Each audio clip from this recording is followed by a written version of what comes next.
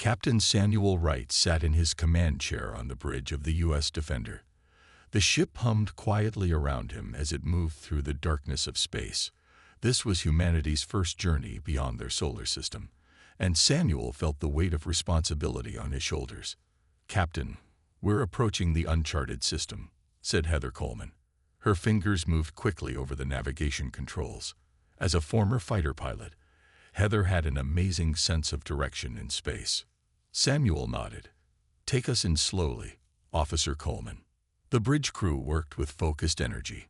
First Officer Olivia Grant stood beside the captain, her eyes sharp as she studied the sensor readings.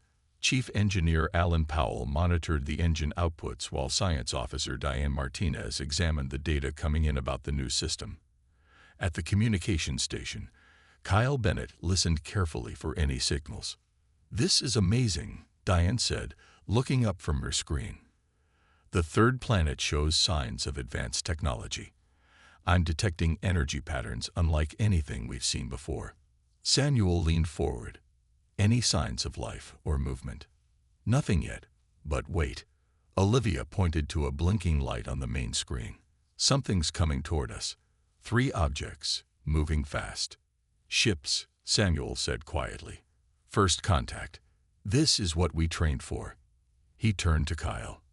"Officer Bennett, send our greeting message on all channels." Kyle's fingers danced across his console as he sent humanity's carefully crafted first contact message.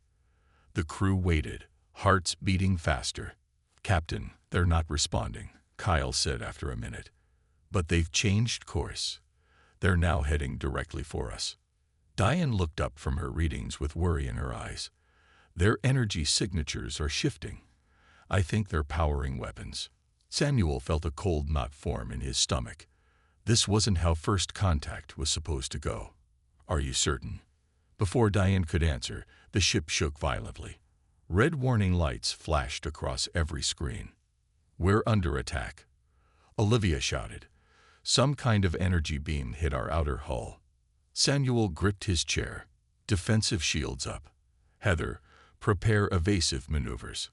Another blast hit the ship, stronger this time. The lights flickered and sparks flew from one of the side panels. Alan's voice came through the speaker system. "Captain, our main power coupling is damaged. Shields are at 40% and falling." 3 sleek ships appeared on the main screen. They were silver with purple energy glowing along their sides. They moved with incredible speed and grace, surrounding the human vessel. "They're targeting our engines," Olivia reported, her voice steady despite the danger. "One more direct hit and we'll lose propulsion." Samuel made a quick decision. "Heather, plot a jump course away from here. Kyle, keep sending our peaceful intentions. Alan, give the engines everything they've got." The alien ships fired again. The Defender rocked violently, throwing crew members against their stations. "Captain, I'm picking up a transmission," Kyle said suddenly. I think they're talking to each other, not us. Can you translate any of it?" Kyle listened intently to his earpiece. "Not much, but I'm catching repeated words. Something like inferior and eliminate. They don't sound friendly." Olivia moved to the weapons station. "Captain, we should return fire." Samuel shook his head. "We're explorers, not warriors. Our weapons wouldn't make a dent in their shields anyway." He turned to Heather. "Is that jump course ready?" "Yes, Captain. But we can only make a short jump with the damage we've taken." "Do it now." The stars on the view screen stretched into lines as the Defender jumped away from the attack. When they returned to normal space, warning alarms were blaring throughout the ship. "Damage report," Samuel ordered. Alan's voice came through, now strained with worry. "Main engines damage. Life support stable but communications array is fried. We can't contact Earth." Samuel looked at his brave crew. They had survived, but just barely. And now they were alone, cut off from home, in a universe that had just shown its teeth. "They'll come looking for us," Olivia said quietly. Samuel nodded. "Then we need to find a place to hide and repair the ship." He stood up, meeting each crew member's eyes. This isn't the mission we planned for, but we'll find a way through this. Humanity is counting on us. The U.S. Defender drifted slowly through a dense asteroid field. It had been 3 days since their escape from the alien ships. The crew was tired but alive. "This looks promising," Heather said, pointing to a large asteroid on her screen. "It's bigger than the others and has a strange metal reading." Samuel leaned forward. "Could be a natural deposit." "I don't think so," Diane countered. "The pattern is too regular. I think it might be artificial." Samuel nodded. "Take us closer, but carefully. We can't risk any more damage." The Defender moved between the floating rocks toward the large asteroid. As they got closer, they could see that part of the rock had been hollowed out.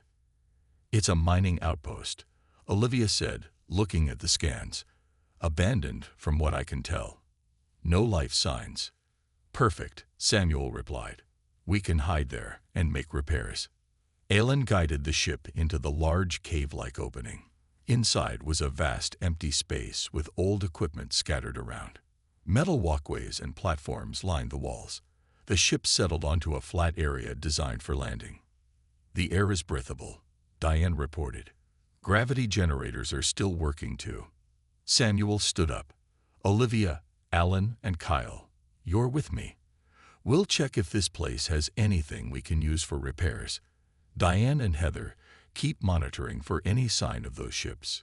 The exploration team put on light spacesuits as a precaution and left through the airlock.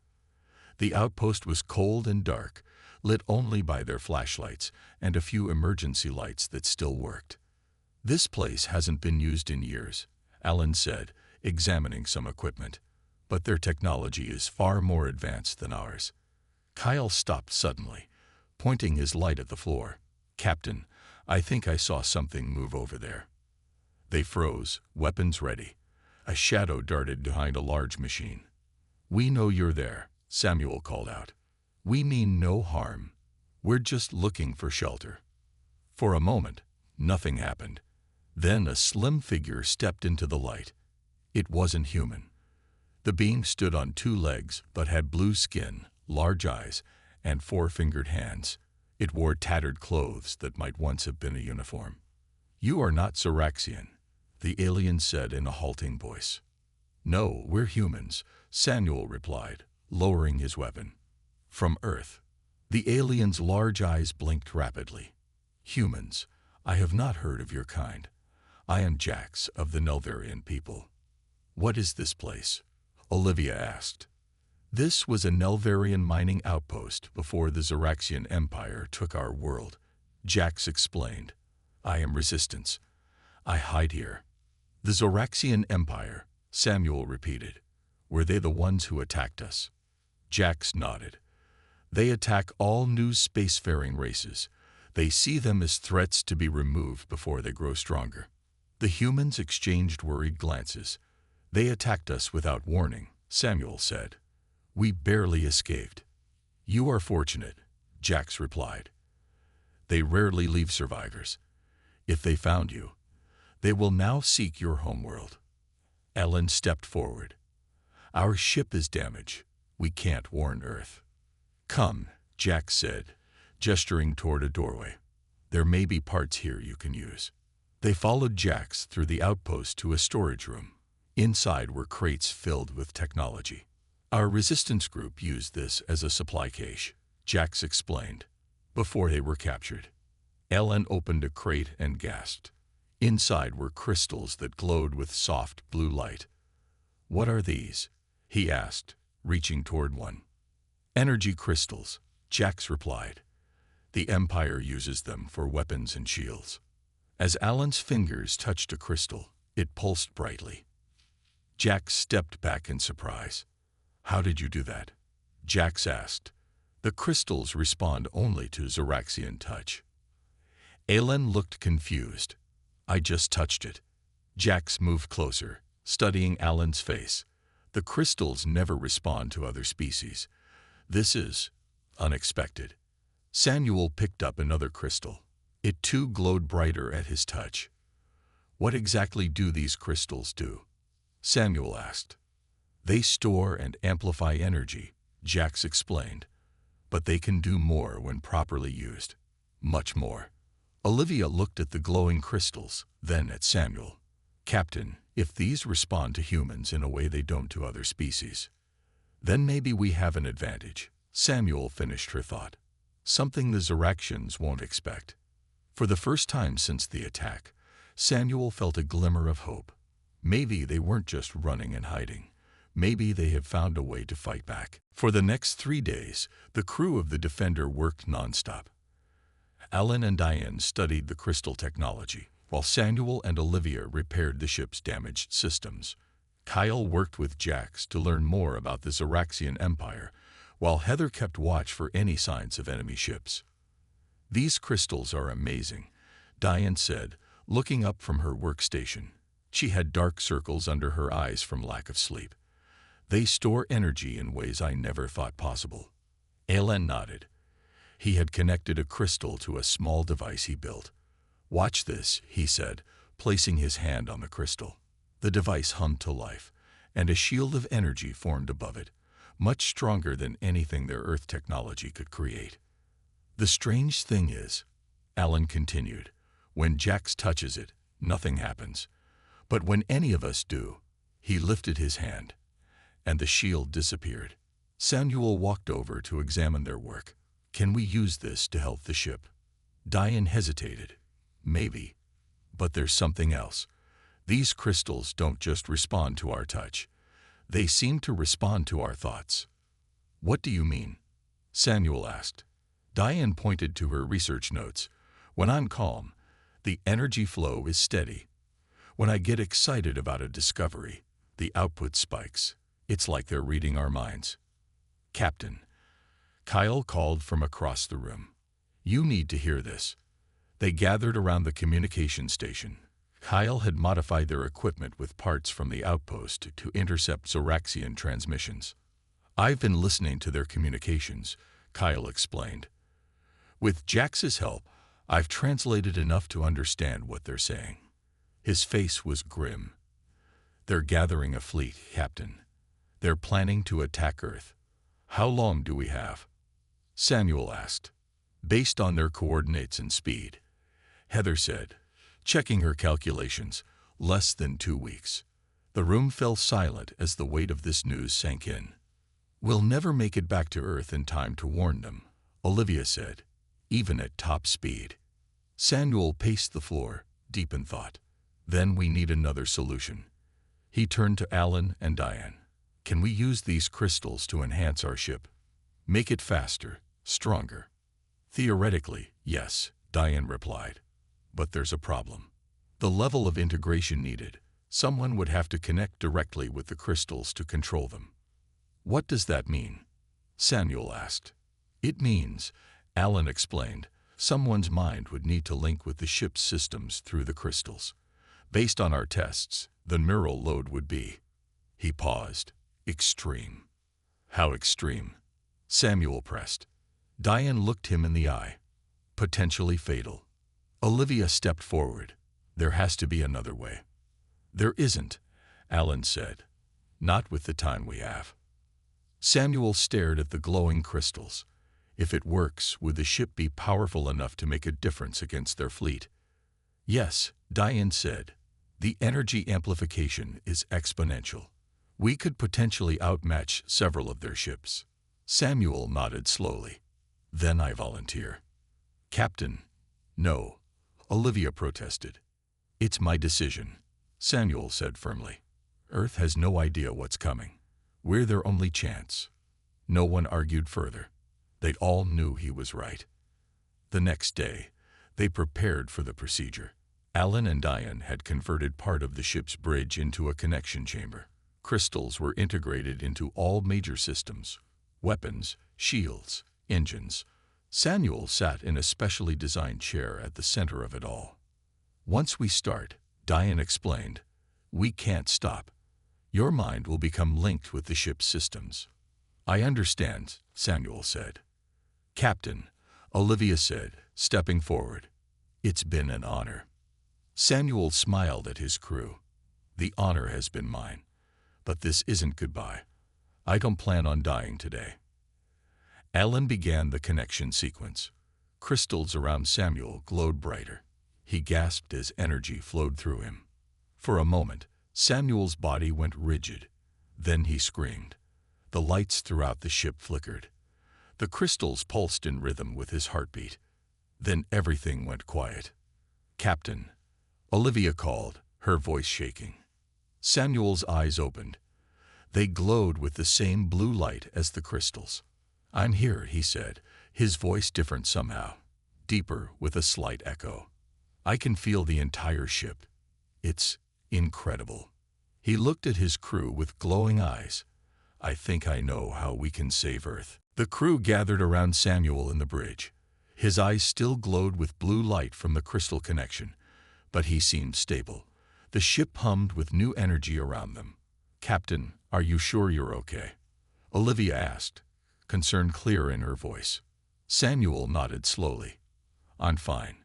Different, but fine." He gestured to the main screen, which lit up without anyone touching the controls. "I can feel every part of the ship now. It's like it's an extension of my body." "What did you mean about saving Earth?" Heather asked. "We can't get back to Earth in time to warn them," Samuel said. "But we can stop the fleet before it gets there." Olivia looked doubtful. "Captain, there will be dozens, maybe hundreds of ships. We're just one vessel." "A vessel with technology they don't understand," Samuel countered. "A ship that can do this." He closed his glowing eyes for a moment. The Defender shuddered, then suddenly moved forward, faster than should have been possible. It stopped just as quickly. "The crystals amplify my thoughts," Samuel explained. "We can make micro jumps through space now. And the weapons systems." He paused. "I can feel those too." Kyle leaned forward. "But what's the plan exactly?" Olivia studied the star chart on a nearby screen. "If we can't warn Earth, we need to fight. But we need to be smart about it." She pointed to a spot on the map. "According to the transmissions Kyle intercepted, the fleet will gather here before making the final jump to Earth. If we take out their command ship," Samuel said, finishing her thought, "we might be able to disrupt the entire attack." "That's insane," Alan said. "Even with the crystal technology, we would be massively outnumbered." Jax, who had been quiet until now, stepped forward. "The Zoraxians rely on their command structure. Without clear orders, many captains will hesitate to act. Your plan might work." "It's our only chance," Samuel said. "We attack their command ship and create enough chaos to stop the invasion." "How do we even find the command ship?" Heather asked. "There will be so many vessels." "I believe I can help with that," Jax said. "As part of the resistance, I learned to recognize their ship classes and markings. The command ship will be largest, with purple markings on its hull." Diane, who had been monitoring Samuel's vital signs, looked worried. "Captain, there's something else you should know. The neural load from the crystal connection is taking a toll on your body. I'm not sure how long you can maintain it." "How long do I have?" Samuel asked. "I can't say for certain. Days, maybe a week at most, before permanent damage occurs." Samuel nodded grimly. "Then we better move fast." Olivia began planning their approach. "We'll need to move through Zoraxian territory undetected until we're ready to strike." "I can help with that too," Jax offered. "I know their patrol routes and sensor blind spots." They spent the next several hours planning their course. Heather plotted a path that would take them through the least guarded sectors of Zoraxian space.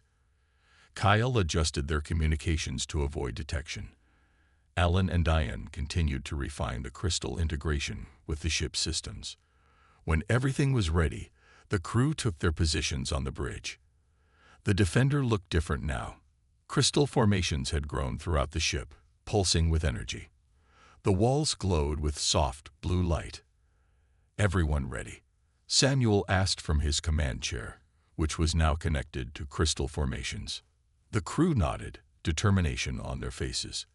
They all knew the odds were against them, but they also knew what was at stake. "For Earth," Samuel said quietly, and the ship moved forward, faster than any human vessel had ever traveled before. The stars streaked by as they entered Zoraxian space. As they traveled, they passed planets with signs of destruction, worlds that had stood against the Empire and fallen. All these worlds, Olivia said, looking at the devastation on one planet's surface. This is what will happen to Earth if we fail. Samuel's glowing eyes narrowed. We won't fail. The Zoraxians have never faced humans before. They have no idea what we're capable of. The Defender continued deeper into enemy territory, heading toward a confrontation that would decide the fate of Earth. After 3 days of careful travel through Zoraxian territory, the Defender approached a small outpost. It was time to test their new capabilities. This outpost relays communications for their fleet, Jax explained, pointing to a small station orbiting a moon. If we can disable it without being identified, it will create confusion in their ranks. Samuel nodded. His skin had grown paler, with faint blue lines visible beneath the surface. The constant connection to the crystals was changing him. Are you sure about this? Olivia asked. We could try to slip past instead. We need to know what we're capable of before we face the main fleet, Samuel replied. His voice echoed slightly, as if coming from both him and the ship at once. The crew prepared for their first deliberate engagement. Heather positioned the ship behind the moon, out of the outpost's sensor range. Kyle monitored their communications. Diane and Alan watched the crystal systems carefully. Ready, Samuel said. Then he closed his glowing eyes. The Defender moved so quickly it seemed to vanish and reappear closer to the outpost. The Zoraxian station barely had time to register the unknown ship before the Defender fired. Beams of blue energy shot from the ship's weapons, precisely hitting the outpost communications array. No life signs were harmed, Diane reported, checking her readings. Just as we planned. The outpost's lights flickered as its systems failed. Before any defensive measures could be taken, the Defender disappeared again, jumping to a safe distance. It worked, Olivia said, a hint of surprise in her voice. They didn't even get off a warning signal. But Samuel slumped in his chair, breathing heavily. Alan rushed to his side. The jumps take a lot out of him, Alan reported, checking Samuel's vital signs. We need to be careful how often we use that ability. Captain, Olivia touched Samuel's shoulder. Samuel's eyes opened, the blue glow slightly dimmer than before. I'm okay, he said, though his voice was weaker. The ship responded perfectly. Better than I expected. Kyle suddenly turned from his station. I'm picking up a lot of communication traffic. The outpost's silence has been noticed. They're sending ships to investigate. Good, Samuel said. That might draw forces away from the main fleet. But as they watched the Zoraxian communications, they realized something unexpected was happening. They're talking about us, Kyle said, translating the messages. Not by name, but they're describing an unknown ship with impossible technology. Someone called Grand Admiral Vexer is taking notice. Grand Admiral Vexer. Jax looked alarmed. He commands their entire invasion fleet. He's the most decorated military leader in the Empire's history. Is that bad or good for us? Heather asked. Both, Olivia answered. If he's interested in us, he might divert ships to find us. That could delay their attack on Earth. But it also means we'll face more resistance, Alan added. Samuel straightened in his chair with effort. It's working then. We're drawing their attention. He looked at each crew member.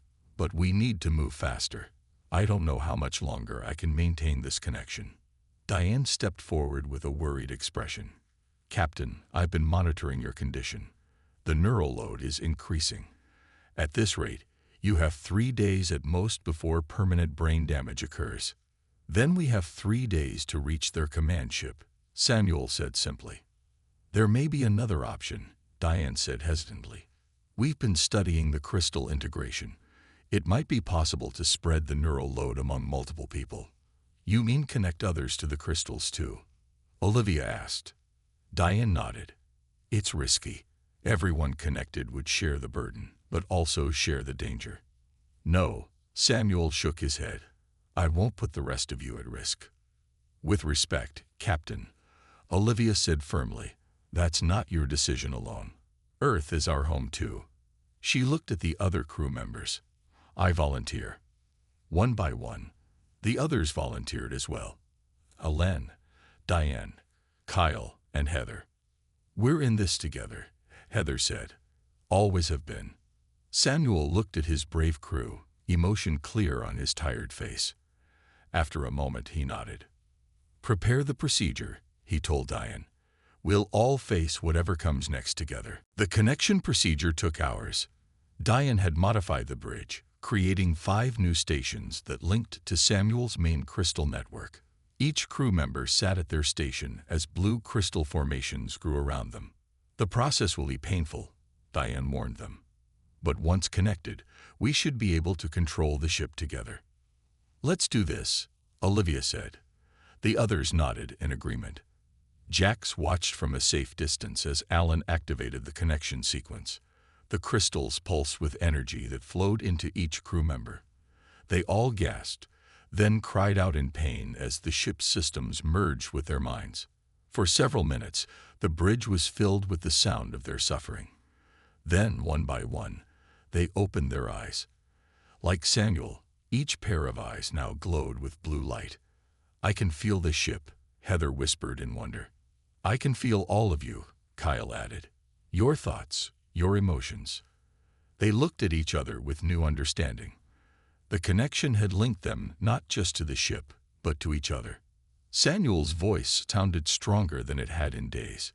Each of us controls different systems based on our expertise. He looked at Olivia. You can see tactical options I couldn't see before. Olivia nodded.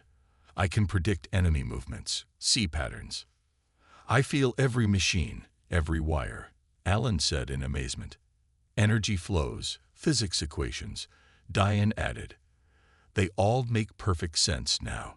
Communications, electronic systems, Kyle said.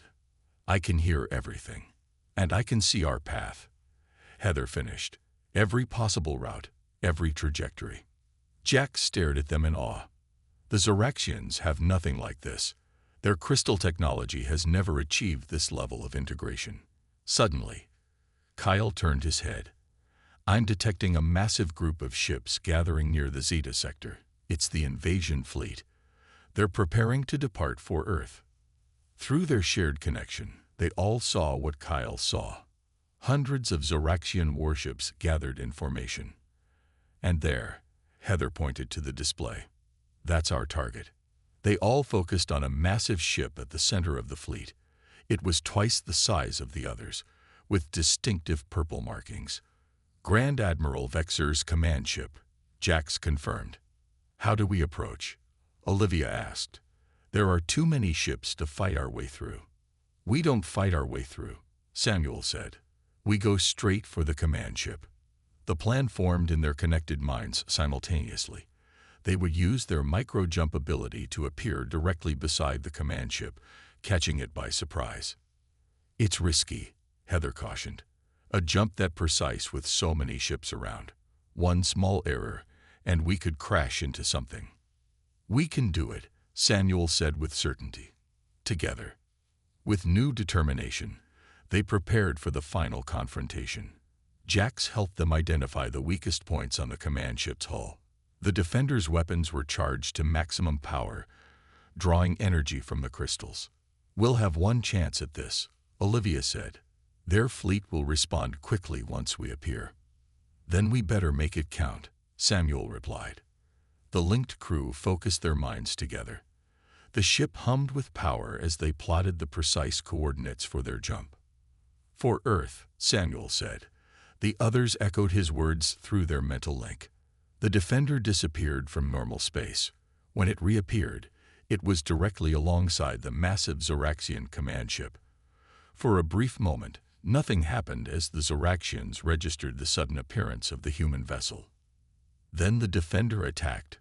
Weapons powered by the crystals and guided by the linked minds of the crew fired with perfect precision.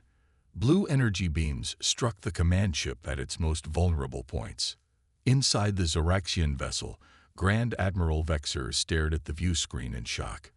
In his 300 years of military service, he had never seen anything like this small ship that appeared from nowhere and moved with impossible speed and precision. "Destroy it," Vexer ordered. But before his crew could respond, the Defender vanished again, reappearing at a different position to continue its attack. The battle for Earth's future had begun. The battle raged across space. The Defender appeared and disappeared around the Zoraxian command ship, firing with perfect accuracy at each new position. Through their shared mental link, the crew worked as one mind, one body. "Their shields are weakening," Olivia reported, sensing the enemy ship's status through their connection. "More ships are moving to protect the command vessel," Heather warned, tracking the fleet's movements. Dozens of Zoraxian ships formed a defensive ring around their leader's vessel. They fired constantly, filling space with deadly energy beams, hoping to hit the Defender when it reappeared. "They're trying to predict our jump patterns," Kyle said, monitoring their communications. Samuel focused on adjusting their strategy. "Let's change our approach. Random jumps only." The Defender blinked in and out of existence, striking from unexpected angles. The human crew felt each hit their ship took, but they also felt their attacks landing on the command ship. Inside the Zoraxian command vessel, Grand Admiral Vexer watched with growing anger as his fleet struggled to destroy one small ship. "Use the planet killer weapon," Vexer ordered. "Destroy that ship at any cost."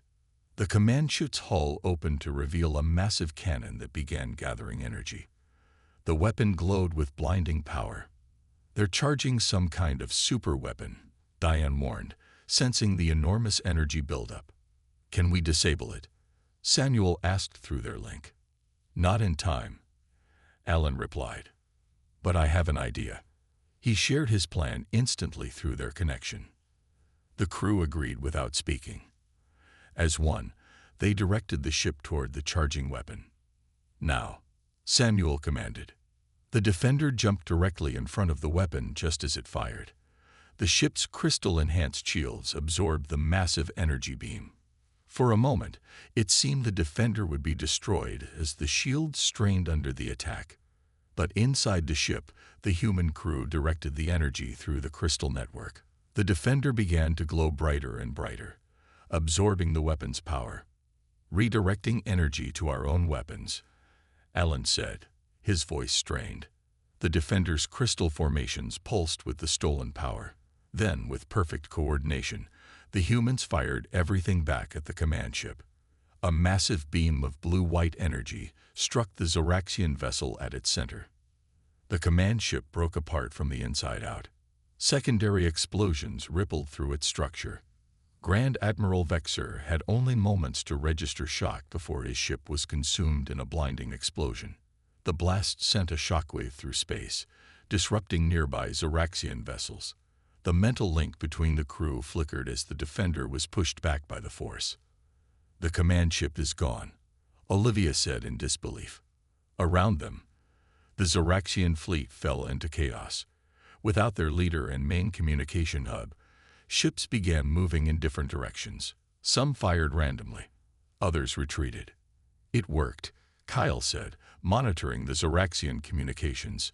"They're confused, arguing among themselves." "The attack on Earth?" Samuel asked. "Is it stopped?" "Yes," Kyle confirmed.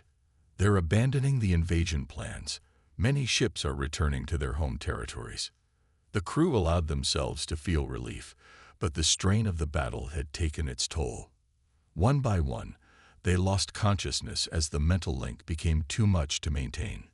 When Samuel opened his eyes again, days had passed. He was in the medical bay with the others. Jax stood nearby, watching over them. "You've been unconscious for 4 days," Jax explained. "I was worried you wouldn't wake up." Samuel touched his face. His eyes no longer glowed, but he could still feel a faint connection to the ship and to his crew. "The others?" "Alive," Jax said. "Changed, like you. The crystals have permanently altered your minds. You're still partially connected, even without direct contact to the ship. One by one, the others woke up. They could feel each other's presence, their minds still loosely linked. Did we really do it? Heather asked. Did we save Earth? Yes, Jack said with reverence. And you've done more than that. News of your victory is spreading throughout the galaxy. Worlds that were conquered by the Zoraxians are beginning to rebel. The Empire is falling apart. Samuel looked at his crew, his friends who had risked everything with him. Let's go home, he said. Earth needs to know what's coming. The galaxy is about to change. The Defender, still glowing with crystal energy, turned and began its journey back to Earth. The lone human ship had done what no other species thought possible. They had destroyed an empire and saved their world.